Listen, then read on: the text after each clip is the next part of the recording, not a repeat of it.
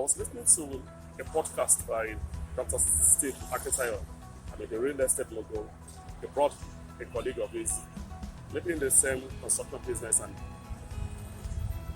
they was fertilizing ideas. And it was a section when the interview was sharing so much of the challenges he had at some point, and that the business went bad. He couldn't pay salary to a few of his workers, and at some point he told them if they could, leave or even take some break. Maybe when things pick up back, we will call them back.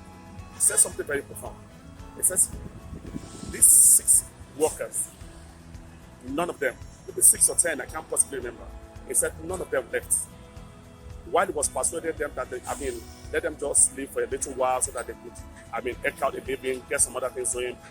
By the time, new projects or new contract comes in, you'll be able to call them. He said none of them. None of them.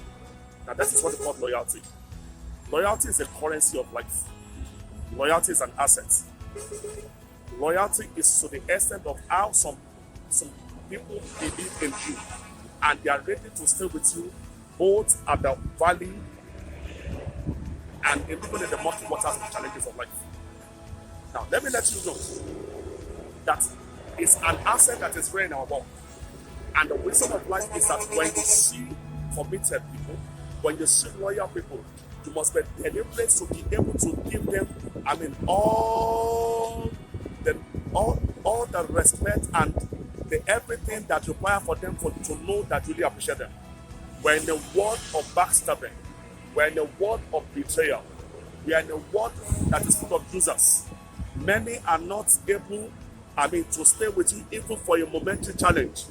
So, when you see people that are committed, you must also be committed about their things as well. Like the balance in Nigeria this year, day for who, day for you.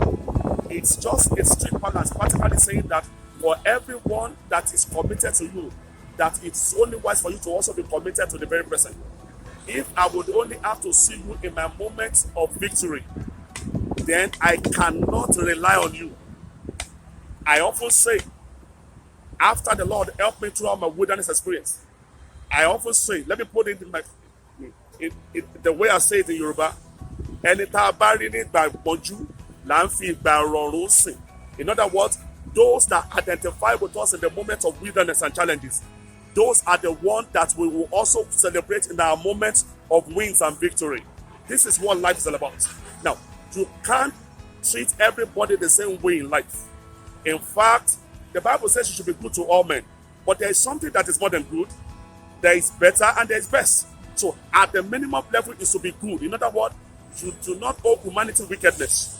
But for persons that are loyal to you, for persons that believe in your vision, for persons that water your vision with their time and resources, wisdom of life is that you must also be committed what they do also.